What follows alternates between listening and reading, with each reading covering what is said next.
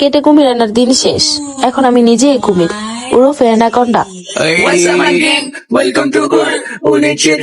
খাল কেটে কুমির আনার দিন শেষ হয়েছে, এখন আখি নিজেই কুমির ওরফে অ্যানাকোন্ডা। হ্যাঁ, এতদিন যে যেভাবে পেরেছে আখিকে নিয়ে বাজে বাজে কথা বলেছে, মন্তব্য করেছে, তার কারণ ছিল আখি তখন মুখ বুজে সব সহ্য করেছিল।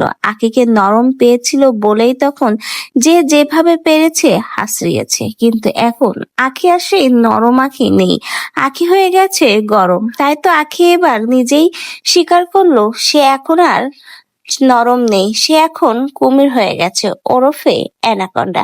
এখন আর কেউ সহজে আখিকে একটা কথা বলে চলে যেতে পারবে না, কারণ আখি তার যোগ্য জবাব দেওয়ার মতো সাহস রাখে। একসময় আখিকে যে যেভাবে পেরেছে সোশ্যাল মিডিয়াতে অপমান করেছে, নানাভাবে খোঁটা দিয়েছে, এমনকি তার গায়ের রং নিয়েও অপমান করতে ছাড়েনি।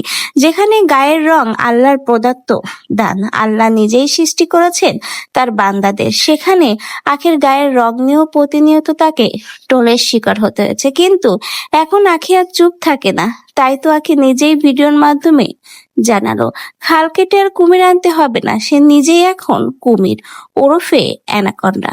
বলতে গেলে কেউ এখন আখিকে কোনো কথা বলেই ছাড় পাবে না। কেউ যদি আখিকে একটা কথা বলে, আখি তাকে দুইটা কথা শোনানোর মতো সাহস রাখে। প্রতিনিয়ত যারা আখিকে নিয়ে ট্রোল করছে, অপমান করছে, তাদের যোগ্য জবাব দেওয়ার মতো সাহস এখন আখির হয়েছে। নিজের ইনকামে সে চলছে, এমনকি ছেলেকেও চালাচ্ছে, নিজের বাবা মায়ের ভরণ পোষণের দায়িত্ব নিয়েছে। বলতে গেলে আখি এখন স্বাবলম্বী। তাই তো আখির নখের যোগ্যতাও রাখে না তারা, যারা প্রতিনিয়ত আগে আখিকে নিয়ে ট্রোল করতো, অপমান করতো, তাদের মুখে এবার রীতিমতো আখি ঝামা ঘষে দিল।